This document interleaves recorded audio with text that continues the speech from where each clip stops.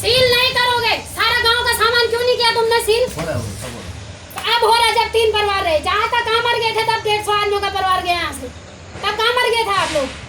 तब क्यों नहीं आए गांव में कि आपके गांव के साथ ये हो रहा कहते? तब कहाँ मर गए थे तुम लोग? कुछ नहीं सारा सामान अंदर जाना चाहिए। मुझे नंगा करके ले जाओ यहाँ से, मैं अपने कपड़े भी खोलती हूँ। ले जाओ, तुम उठाओ सामान।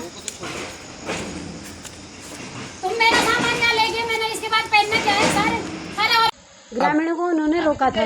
जब जो हमारे यहाँ से पैदल पुल जाता है तो उस पुल में उन्होंने 3-4 पुलिस वाले खड़े किए थे, तो वहाँ पे से उन्होंने बंद किया था। पुलिस वाले गांव पूरा आ रहा था, लेकिन उन्होंने किसी को आने नहीं दिया। तो मैं तो उनको छलांग मार के वहाँ से आगे आ गई थी पुल से। मेरे पीछे देखा था एक महिला जो कि अपना आक्रोश व्यक्त कर रही थी टीएचडीसी के अधिकारियों के समक्ष। इस वक्त वही महिला हमारे साथ मौजूद हैं और पूरे घटनाक्रम की इनसे जानकारी लेंगे कि किस तरीके से कार्रवाई रही थी कर्मचारियों की और वर्तमान स्थिति क्या है और किस तरीके का विरोध प्रदर्शन इनके द्वारा किया गया। तो पहले तो मैं आपका नाम जानना चाहूँगा। मेरा नाम श्रीमती पूनम मटवाल है। तो जैसा कि प्रदेश भर ने आपको लगातार जो है आक्रोश में देखा था और अधिकारियों को आपके द्वारा अपना आक्रोश दिखाया गया था, सभी ग्रामीण भी उस वक्त मौजूद थे।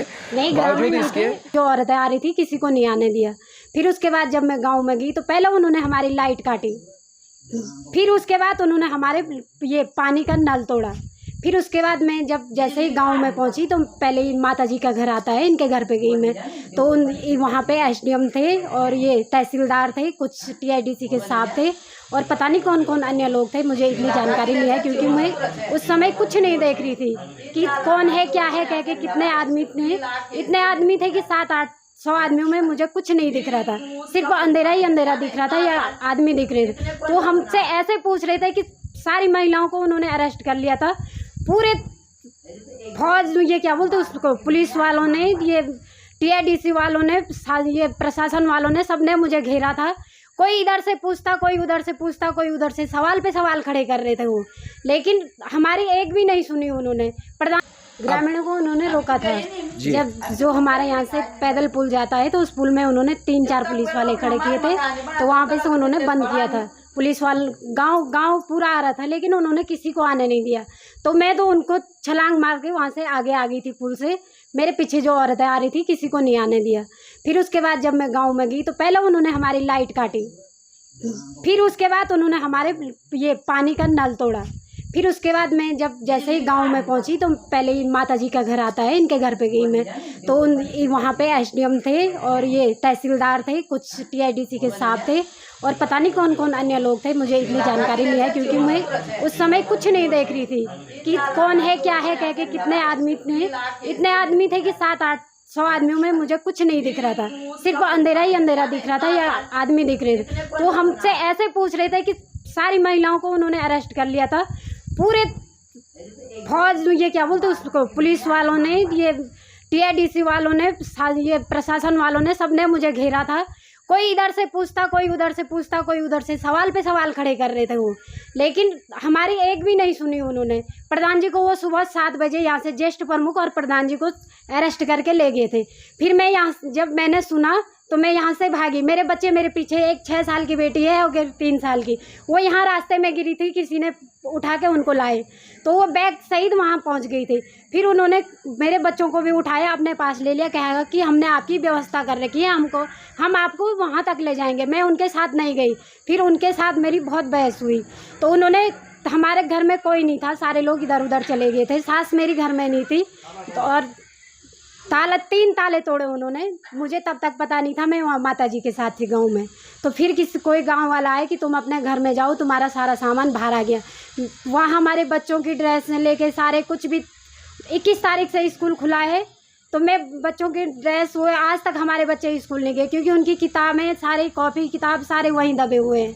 तो बच्चे भी मेरे साथ थे, वो भी सदमे में, ना वो स्कूल जाते हैं ना ट्यूशन जाते हैं। वर्तमान स्थिति क्या है? सर भाई का फ़ोन आया था मेरे को परसों, तो बोला कि तेरी मकान को तोड़ दी जा रही है। मैंने कहा हमने तो 1 भी रुपया अभी तक कंपनी के द्वारा कुछ, कहीं पे कोई भी साइन, कहीं पे कुछ भी नहीं बताया कि हमें रुपए दें, हम जाने के लिए तैयार हैं। क्योंकि स्वैच्छिक विस्थापन है सर, स्वैच्छिक विस्थापन में हम ना जाना चाहते थे पहले से, ना अभी जाना चाहते थे। हमने ये बोला 2016 में मेरी माँ ने कहा कि हमें मकान बना के दी जाए।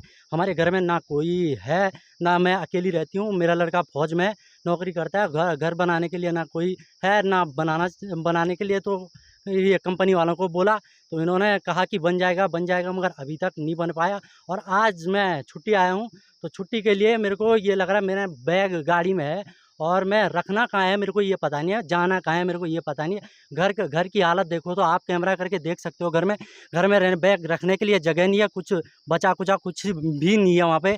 और बैग रखूँ कहाँ, रहूँ कहाँ? मेरे को, मेरी मम्मी लोगों के यहाँ रह रही है, कपड़े नहीं है, कपड़े लोगों की पहन रही है मम्मी। मैं खुद 2 जोड़ी कपड़े लेकर आया हूँ अपने। अभी 1 महीने की छुट्टी आया हूँ। मेरे पास कपड़े नहीं है, रहने की जगह नहीं है। कपड़े क्या चेंज करूँगा, कितना पहनूँ, कहाँ रहूँगा, ये 1 महीने तक क्या करूँगा, मेरे को कुछ भी पता नहीं है सर। तो ये सरकार द्वारा जो है बल प्रयोग कर आपके मकान का ध्वस्तीकरण कर दिया जाता है, तो सरकार से जब आपने इसके लिए जवाब तलब किया तो उनका क्या कहना है? टीएचडीसी कर्मचारियों का क्या कहना है इस मामले सर में? वो तो सर चुप है, वो तो कह रहे हैं कि गाँव वालों की मर्ज़ी है कह के। जिन लोगों की मर्ज़ी है सर उनको पूछ के देखो ना, एक बार उनसे बात करके देखो कि वो स्वैच्छिक विस्थापन अपनी मर्ज़ी से गए हैं क्या? उनको देखो, एक बार उनके घर की हालत देखो, फिर उनकी जॉब की हालत देखो। सारे रो रहे हैं, आज पूरा गाँव रो रहा है हमारा कि हमें नौकरी, जैसे कोई नौकरी पे आता है, अगर मकान नहीं तोड़ी तो वहाँ से निकाल देते हैं, कह के पहले मकान तोड़ के आओ। मकान तोड़ो फिर लगेगी दोबारा नौकरी आपकी। उपनल में नौकरी कर रहे हैं गाँव वाले, उपनल में नौकरी करने के बावजूद भी वो नौकरी से बाहर करने की कोशिश कर रहे हैं। प्रत्येक महीने, प्रत्येक साल, जैसे कोई भी कुछ भी काम पड़ता है कंपनी वालों का गाँव के पक्ष में, तो वो ये सोचते हैं कि पहले हम क्या किया जाए, अगर जो लगे हैं उनको बाहर किया जाए, जिससे कि पूरा गांव हमारे साथ हो। जो जो वहाँ लगे पड़े हैं, जो बेचारे वहाँ जॉब कर रहे हैं, अपनी नौकरी के चक्करों में गांव वालों के साथ में नहीं आ पा रहे हैं, क्योंकि उनको नौकरी अपनी ज़िंदगी का सवाल है। अब ना इधर के रह रहे हैं, ना गाँव के साथ रह रहे हैं। इधर से भी अब तो पूरा गाँव उजाड़ दिया है सर हमारा। अब ना वो हमारे साथ है कुछ। अब लास्ट टाइम पे सारे गाँव वाले एक हुए हैं, तो पूरा गाँव ही समाप्त हो गया हमारा। हम कहाँ जाएँगे सर, ये बताओ? अब मैं तो जो आज आया हूँ सर बैग रखने, पहले तो मेरे को रहने की जगह नहीं है यहाँ पे, जिससे कि पूरा गाँव हमारे साथ हो। जो वहाँ लगे पड़े हैं, जो बेचारे वहाँ जॉब कर रहे हैं, अपनी नौकरी के चक्करों में गाँव वालों के साथ में नहीं आ पा रहे हैं, क्योंकि उनको नौकरी अपनी ज़िंदगी का सवाल है। अब ना इधर के रह रहे हैं, ना गाँव के साथ रह रहे हैं। इधर से भी अब तो पूरा गाँव उजाड़ दिया है सर हमारा। अब ना वो हमारे साथ है कुछ। अब लास्ट टाइम पे सारे गाँव वाले एक हुए हैं, तो पूरा गाँव ही समाप्त हो गया हमारा। हम कहाँ जाएँगे सर, ये बताओ? अब मैं तो जो आज आया हूँ सर बैग रखने, पहले तो मेरे को रहने की जगह नहीं है यहाँ पे। मैं जाऊँ कहाँ, मेरी ये बात है। तो आप स्थिति देख सकते हैं कि एक युवा जवान का जो है अपने घर का पता तक नहीं है उन्हें कि वो बैग कहाँ पर रखें और कहाँ वो जाएं। ये बहुत बड़ी समस्या है जो कि सरकार को इसका त्वरित संज्ञान लेना चाहिए। और अन्य भी हमारे साथ मौजूद हैं, तो किस तरीके की कार्रवाई आप देख रहे हैं और किस तरीके का स्थिति और है, वर्तमान स्थिति है, क्या सरकार से चाहते हैं, क्या निवेदन है, क्या मांगे हैं? स्थिति वर्तमान की तो बहुत दुखद है। हम रोज़ आ रहे हैं अपने गांव में, अपने देवताओं के निशान ढूंढ रहे हैं। लगभग कम से कम 15-20 परिवारों के देवताओं के निशान, मंदिरें दबाई दी गई है। तो हम रोज़ आ रहे हैं, कुछ ना कुछ ढूंढ रहे हैं, कुछ ना कुछ। अभी हमें कुछ भी नहीं मिल रहा है कि टीआईडीसी ने कहाँ हमारा सामान रखा है, कहाँ हमारे देवी देवता रखे हैं। और साथ में हम चाहते हैं कि सबसे पहले सरकार से जिलाधिकारी का तुरंत तबादला हो। उसके बाद भी हम भी कोई भी उच्च स्तरीय बैठक करेंगे शासन प्रशासन और टीआईडीसी के साथ। तो किसी तरीके का मुआवजे से लगभग कितने परिवार वंचित हैं अब तक? मुआवजे से अभी 26 परिवार वंचित हैं। और टीएचडीसी ने पीएमओ में एक रिपोर्ट दी थी गांव ध्वस्तीकरण से पहले कि हमने गांव वालों को मुआवजा दे दिया है पूरा, और गांव वालों ने गांव पे कब्जा करके बैठे हैं कुछ परिवार, और हमें उनका ध्वस्तीकरण करना है।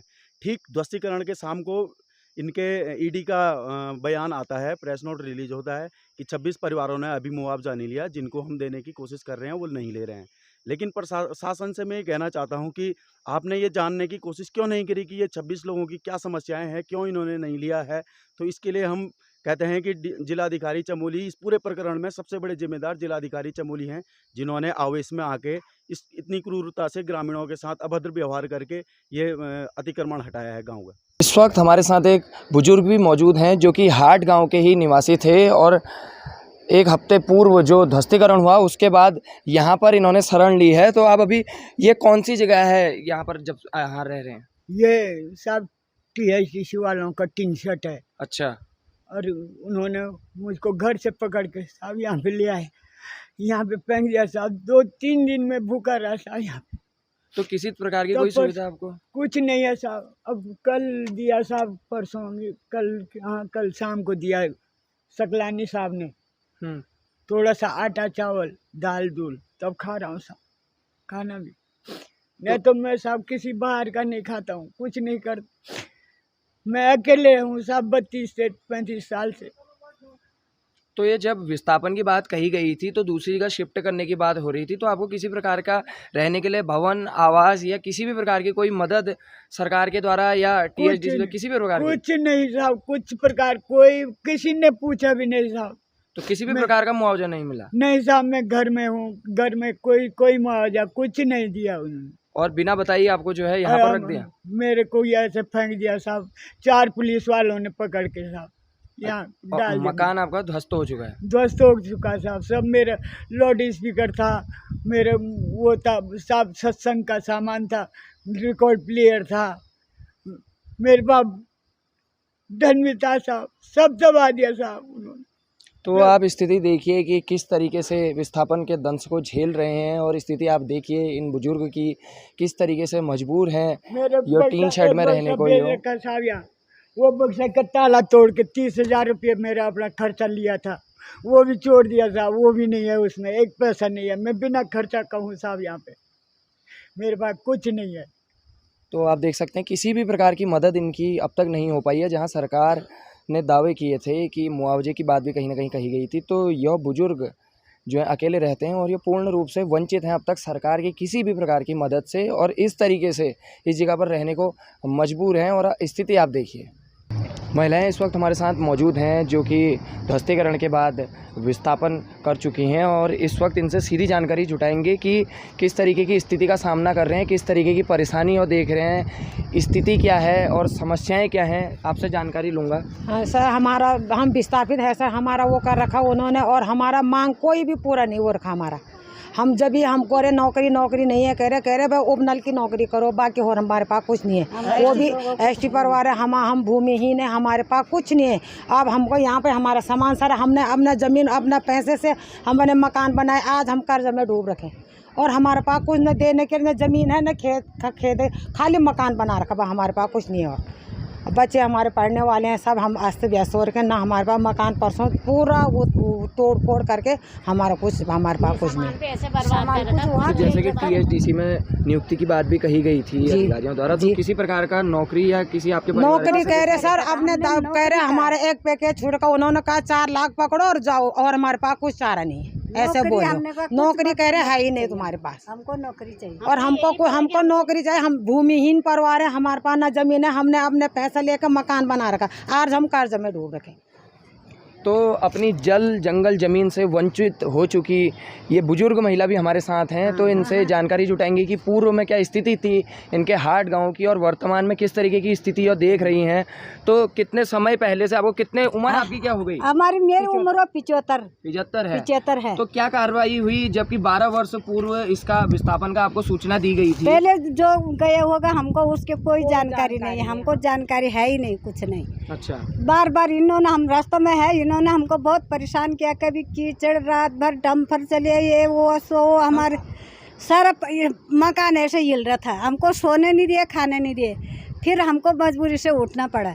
फिर इन्होंने हमको कुछ नौकरी नहीं दिया, कोई एसटी परिवार को कोई नौकरी दिया नहीं, खाली उपनल में 10-12 हज़ार दे रहे हैं हमको, उससे हमारा क्या गुजारा हो सकता हमारा? एक परिवार का एक है ना गुजारा। बाजार जाओ, आज क्या आ रहा है, 1,000 में कुछ नहीं आ रहा, 10,000 के जगह पहले 1,000 खरीदते, आज 10,000 का सामान आ रहा वो, तो हम क्या करें, कैसे गुजारा करें हम? पहले तो हम वहाँ अपना मजदूर खेत पूरा अपना धान दाल सारा हम वहाँ उगाते थे खेत में, आज देखो वहाँ बंजर पड़ रखा। तो सरकार से अब किस तरीके की मांग आप चाहती हैं, कि किस तरीके की मांग है आपकी? सर हमको और कुछ नहीं, हमको नौकरी चाहिए, पक्की नौकरी चाहिए हमको, और कुछ नहीं, पक्की नौकरी दे दो, बाकी और हमारा कुछ नहीं। वो दलालों ने कुछ भी कर रखा, हम उनका एक भी नहीं मानते, हमको पक्की नौकरी चाहिए, बस हमको नौकरी चाहिए, बस नौकरी चाहिए हमको, हमारे परिवार में एक को नौकरी दे दो, सरकारी नौकरी। इस वक्त हमारे साथ मौजूद है एक बुजुर्ग महिला जिनके पुत्र जो है भारतीय सेना में जवान हैं, और वर्तमान स्थिति उनकी क्या है, किस तरीके की परेशानियां वो देख रही हैं, और पूरा घटनाक्रम क्या रहा जो कि 1 हफ्ते पूर्व जो है ध्वस्तीकरण का कार्रवाई हुई थी टीएचडीसी के कर्मचारियों द्वारा, और वर्तमान स्थिति क्या है, किस तरीके का घटनाक्रम हुआ जिस दिन आपके मकान को तुड़वाने के लिए आया था प्रशासन? क्या हुआ कार्रवाई? अंदर से बाहर निकाला, घसीट करके बोला कि साहब बुला रहे हैं तुमको। और मेरी धोती चीर हरण किया, धोती चीर फाड़ के वहीं रखे और ब्लाउज भी फाड़ा और गाड़ी में रख दिया और गाड़ी में बंद किया, थाने में ले गई। अच्छा, हाँ, तो आपने विरोध किया? विरोध किया कि मेरी मकान मत तोड़ो। तो हमने एक पैसे भी नहीं खाए हैं। तो क्या उनका क्या कहना था? उनका क्या कहना था, ये शासन प्रशासन का वो है, डीएम का आदेश है। अच्छा, हाँ, ये डीएम का आदेश है। मैंने कहा डीएम रक्षा करने के लिए बैठा है कि तबाह करने के लिए बैठा है? ऐसे भी कहा कि तुम पाकिस्तानी है, मुसलमान है तुम, ऐसे भी कहा मैंने। ये तो जैसे उसमें अफगानिस्तान में हुआ वैसे ही हुआ ना, हाट में भी जैसे अफगानिस्तान में हुआ, तालिबानों ने अफगानिस्तान को किया तो वैसे ही हमको भी तो किया टीआरडीसी वालों ने। तो जिस तरीके के इनके द्वारा बताया गया कि विस्थापन के लिए जमीन भी कहीं ना कहीं दी गई है, मकान नहीं दिया, कुछ किस नहीं, तरीके की सुविधा नहीं कुछ सुविधा हमने कहा। तो उन्होंने पहले कहा सुई इच्छा, जिसकी इच्छा है वो जाओ, जिसकी इच्छा नहीं है वो यहीं रहो। तो हमने कहा ठीक है, हमारी इच्छा नहीं है, हमारी गाय है, हम कहाँ जाए नंगी थली में, हमारी गाय है, जमीन है, यहाँ बाड़ पेड़ है, घास काटने का सुविधा है, पानी है, यहाँ हम नहीं जाते हैं। उन्होंने कहा यहीं रहो। तो मकान आपका ध्वस्त किया गया प्रशासन के द्वारा? 2 मकाने तो ध्वस्त किया गया। पूर्व में सूचना ये दी गई थी आप नहीं अपना दिया, सामान इधर उधर कहीं अन्य कहीं नहीं दिया, कहीं मकान सामान सब ध्वस्त कर दिया। जीवोर थे, लड़के की शादी के लिए जीवोर बनाते, 2-3 लाख रुपए अंदर कैश थे मेरे रखे हुए, जगह जगह पर रखे थे, ऐसे नहीं, कपड़े थे, कितने सामान थे अंदर, मैं बोल ही नहीं सकती उसे। हैं, घी दूध का उन्होंने बर्तन निकाला, वहां फेंका। किसी ने बोला दही पिए, वो पुलिस ने बोला पूरा दही पिया।